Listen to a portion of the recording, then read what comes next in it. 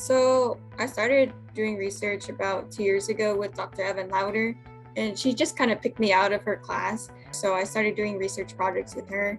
And during that time, I would get emails about other research opportunities outside of the university. So I did a program funded by the National Science Foundation. I applied and I got into that program at the University of South Carolina.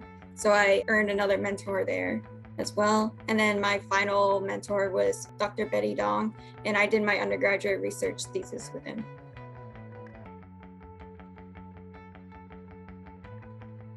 I would thank first Dr. Evan Lauder because she was my first mentor. She's always been there for me and supporting me, always helping me to write proposals or write drafts or check in with me and make sure I'm understanding the content.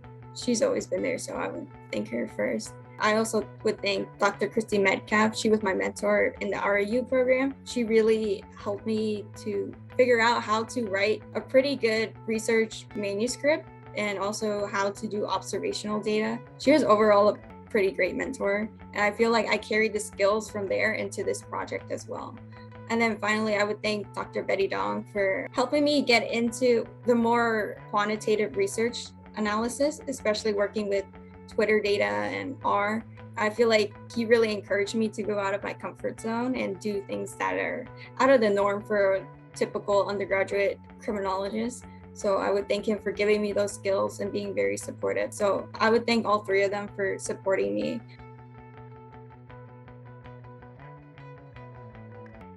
I would thank them for providing the funding for me to be able to do this research project, and also for just being there as a support system. Like I presented the other day at NCURT, and Dr. Lee showed up to the event, and I felt like really supportive for her showing up and, just being there and telling me afterwards, you did great and that sort of thing. That positive feedback is something that I need to make sure that I am on the right track.